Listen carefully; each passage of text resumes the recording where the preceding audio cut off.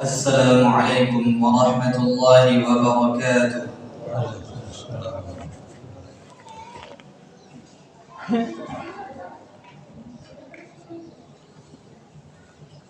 Allahu Akbar, Allahu Akbar, Allahu Akbar, Allahu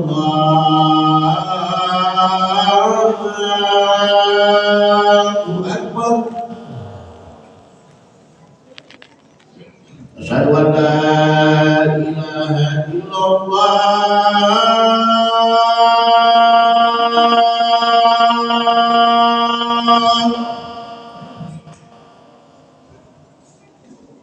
Asyhadu an la ilaha illallah.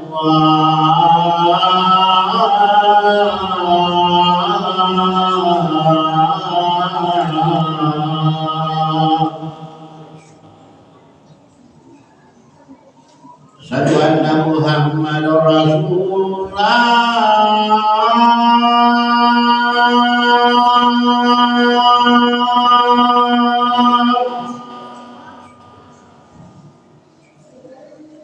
Asyhadu anna Muhammadar Rasulullah.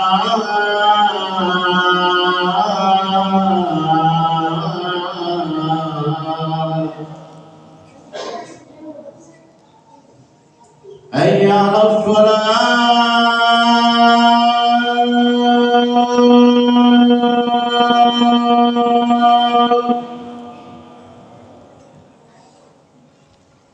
Hayya 'alas shalah.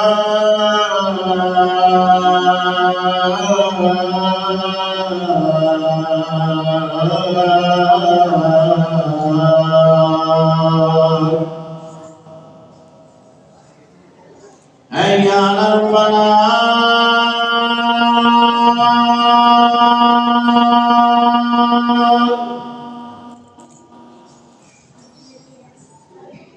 Hayya 'alal falah.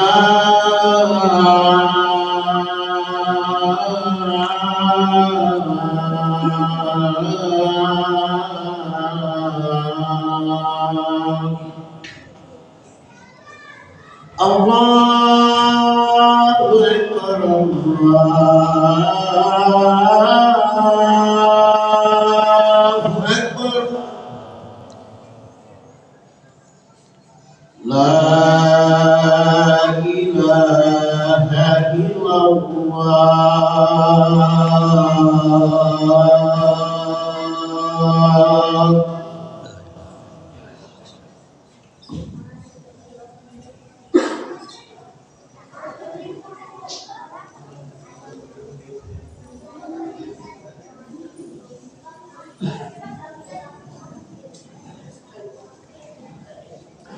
Innal hamdalillah nahmaduhu wa nasta'inuhu wa nastaghfiruh wa na'udzu billahi min shururi anfusina wa min sayyiati a'malina. Man yahdihillahu fala mudilla lahu wa man yudlil fala hadiya lahu. Wa asyhadu an la ilaha illallah wahdahu la syarika lahu wa asyhadu anna Muhammadan 'abduhu wa rasuluh.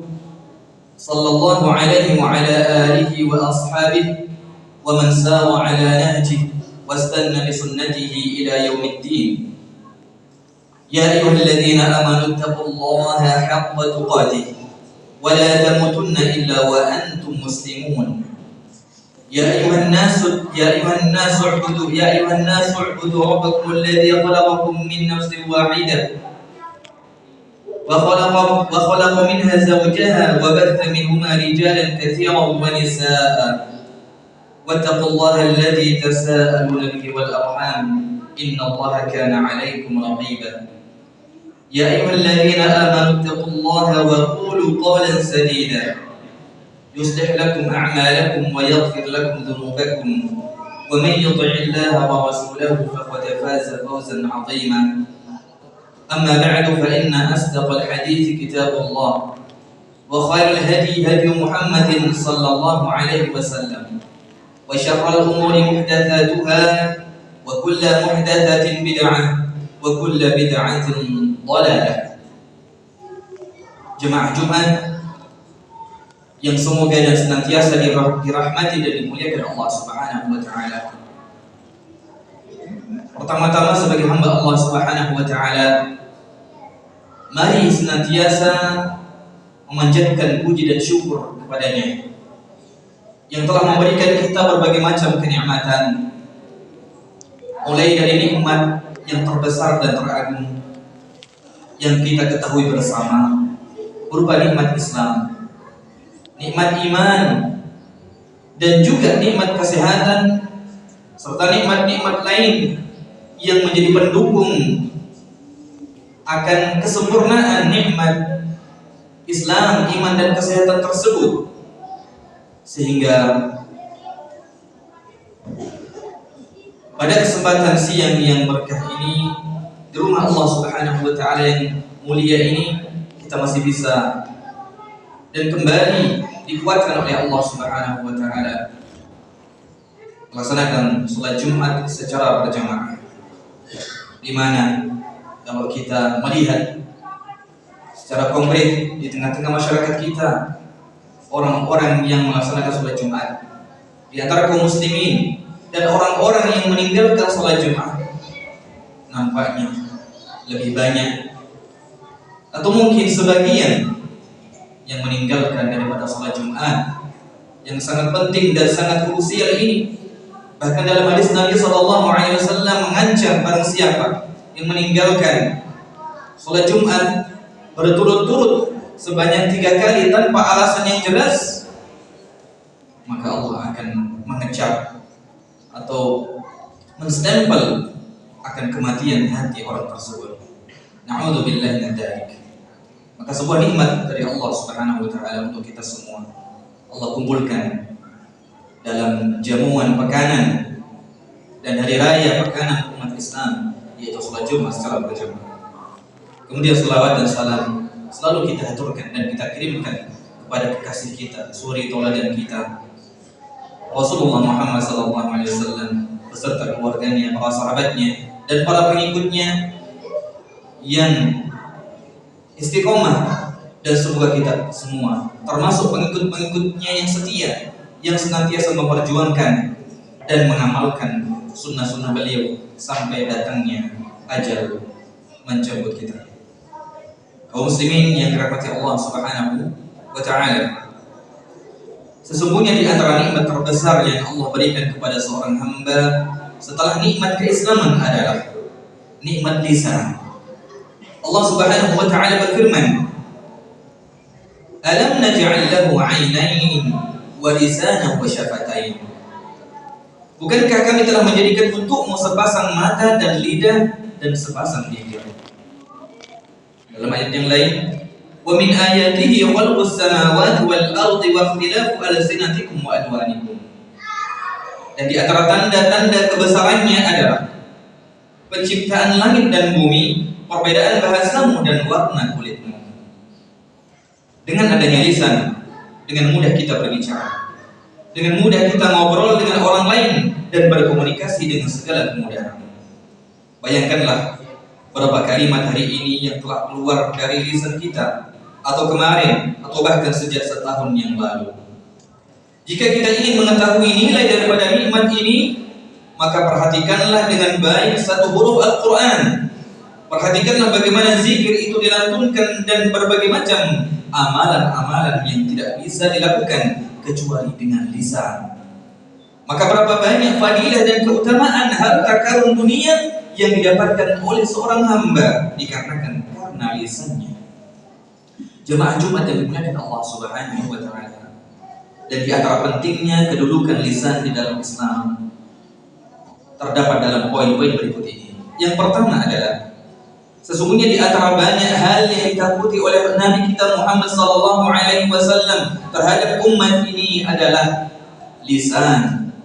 Telah datang riwayat hadis dari Sufyan Ats-Tsaqafi yang diriwayatkan oleh Al-Imam At-Tirmidzi yang mana di dalamnya disebutkan, aku berkata, maksudnya adalah Sufyan Ats-Tsaqafi, wahai Rasulullah, apa yang paling Anda takutkan dari saya? Maka Rasulullah memegang lisannya dan mengatakan, ini. Kemudian poin yang kedua, dari pentingnya kedudukan lisan dalam Islam adalah bahwa Nabi Sallallahu Alaihi Wasallam menggambarkan hakikat Islam dengan menjaga lisan. Beliau bersabda, "Al-Muslimu man salima al-muslimuna min lisanihi wa yadihi."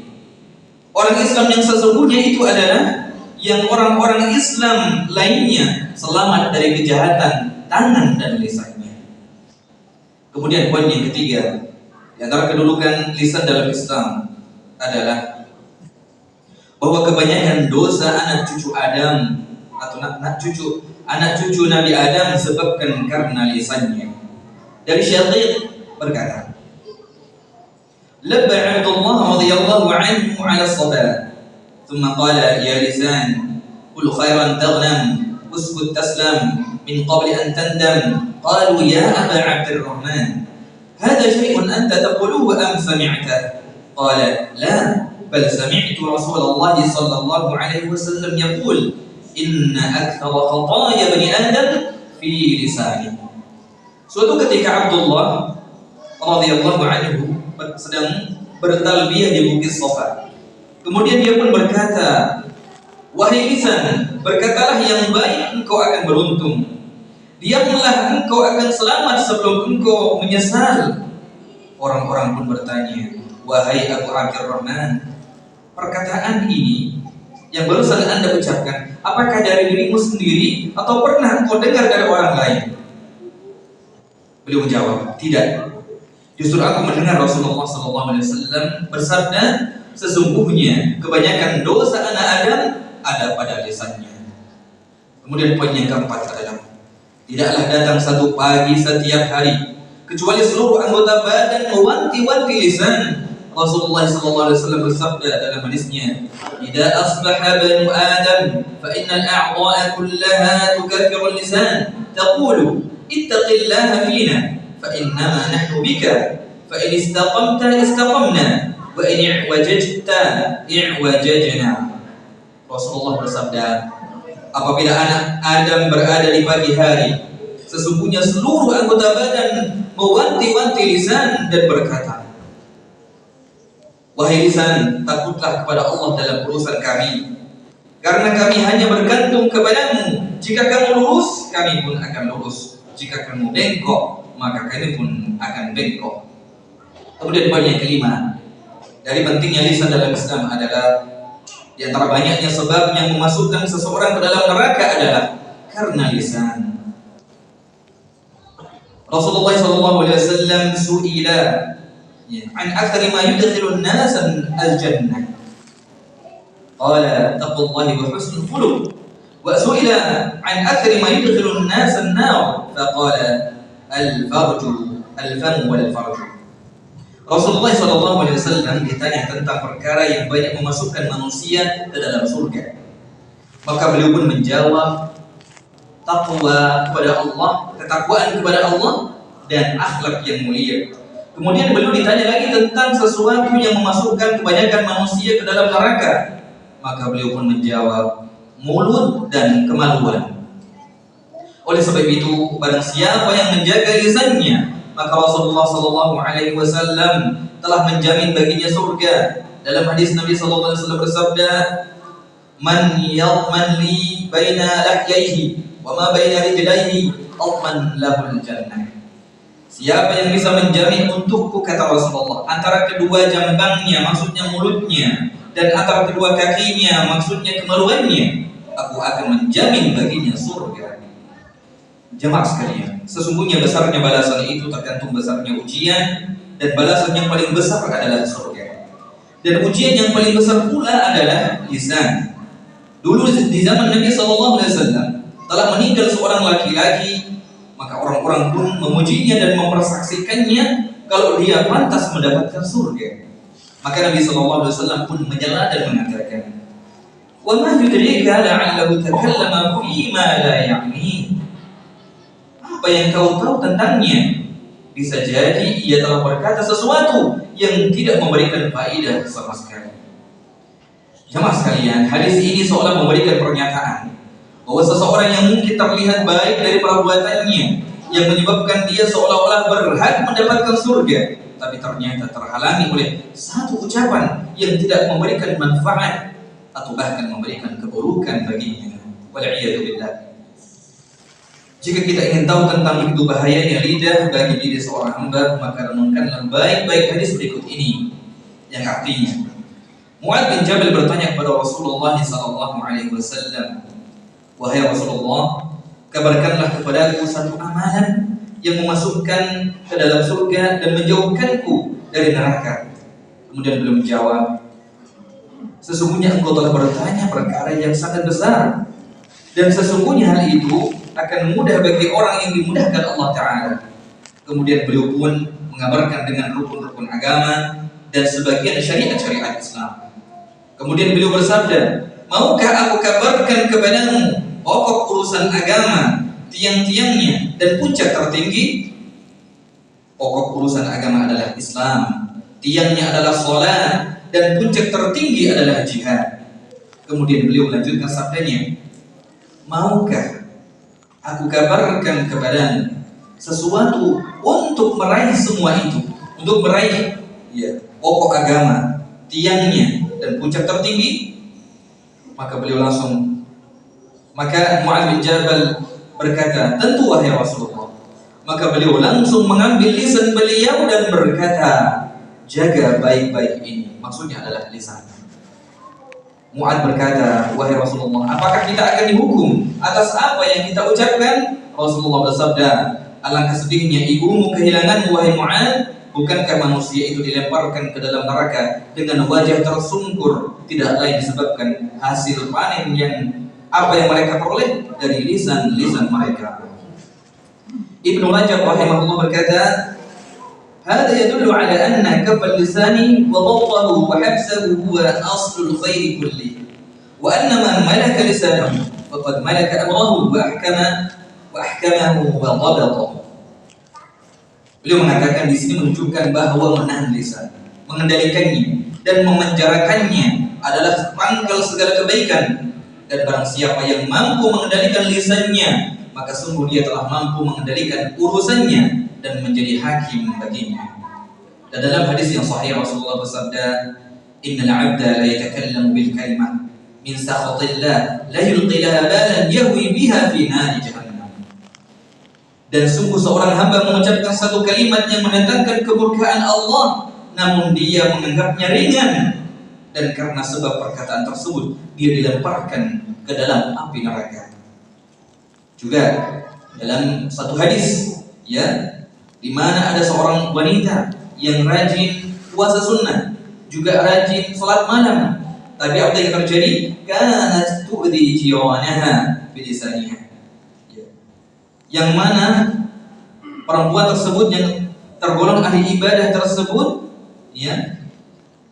pada hakikatnya dalam kesehariannya pernah menyakiti tetangganya dengan lisannya, maka dia pun masuk ke dalam neraka. Semoga Allah Subhanahu wa taala menjaga kita semua dari keburukan-keburukan lisan kita dan mensucikan lisan kita dari segala bentuk perkataan-perkataan yang buruk.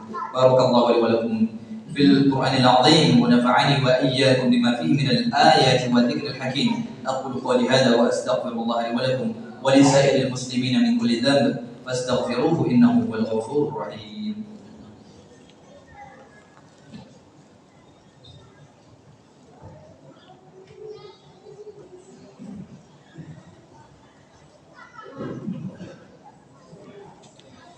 Alhamdulillahi ala ihsanih wa syukru lahu ala taufiqihi wa amtinanih. Asyhadu an la ilaha illallah ta'ziman li sya'nih wa asyhadu anna Muhammadan 'abduhu wa rasuluhu ad-da'i ila ridwanih sallallahu alaihi wa ala alihi wa ashabihi wa man tabi'ahum bi ihsanin ila yaumiddin. Amma ba'd. Kaum muslimin yang dirahmati Allah Subhanahu wa taala. Lantas bagaimanakah cara kita untuk selamat dari bahaya lisan yang besar ini? Bagaimana cara kita menjaga lisan kita? Pertama, beberapa langkah. Cara pertama terangkum dalam wasiat Nabi kita sallallahu alaihi wasallam yang berbunyi, "Man kana yu'minu billahi wal yawmil akhir, falyaqul khairan aw liyasmut." Barang siapa yang beriman kepada Allah dan Rasul-Nya, barang siapa yang beriman kepada Allah dan hari akhir, ada dua pilihan.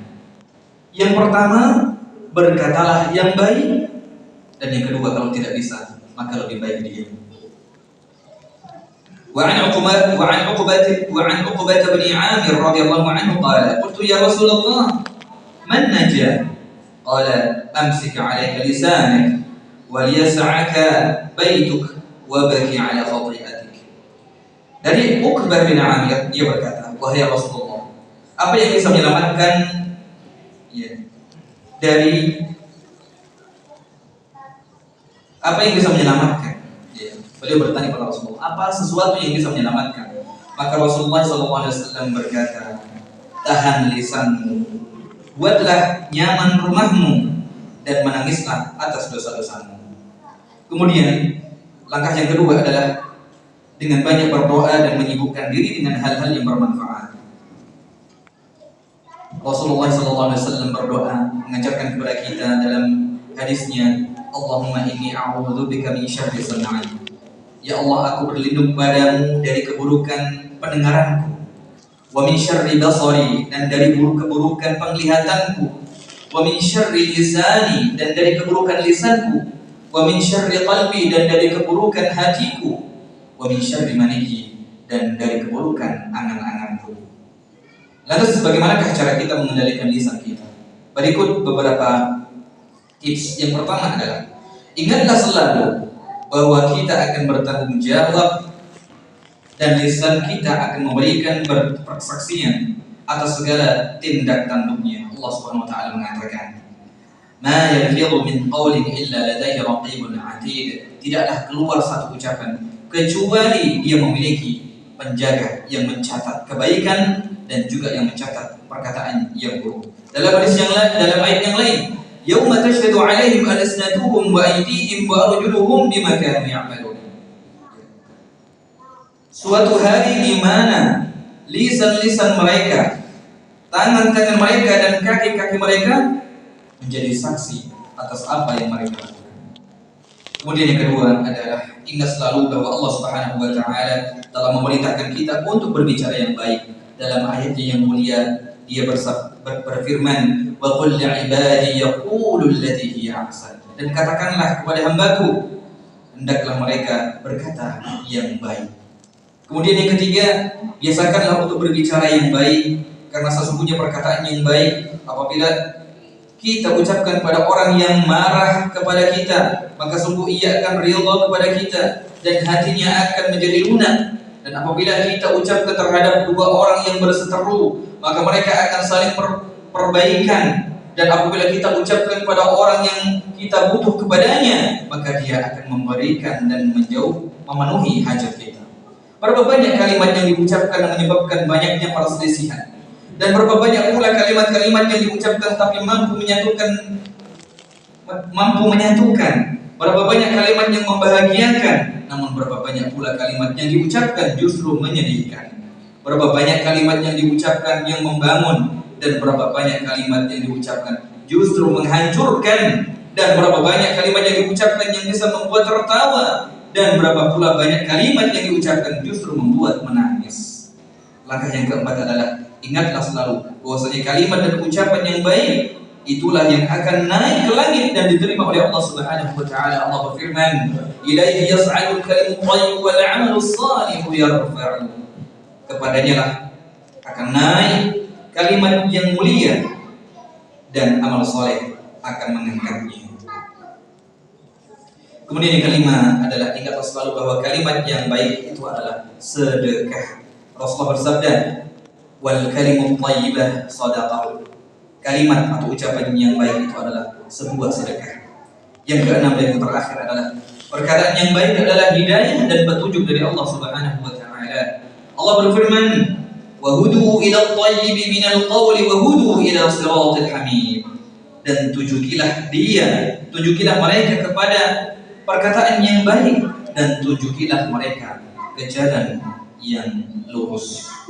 Kita memohon pada Allah Subhanahu wa taala agar mensucikan lisan-lisan kita dan hati kita dari kebohongan, dusta, dan semoga Allah SWT memberikan kita perkataan yang indah yang keluar dari mulut-mulut kita.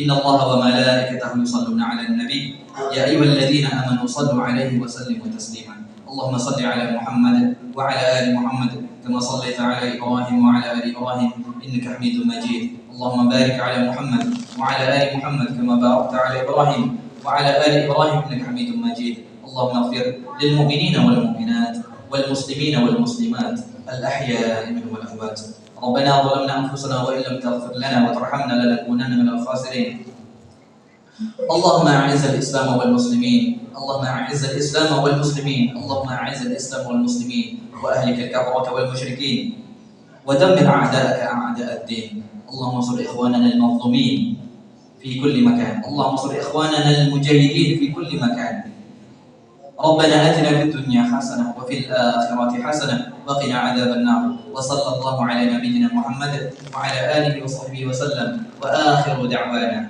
أن الحمد لله رب العالمين.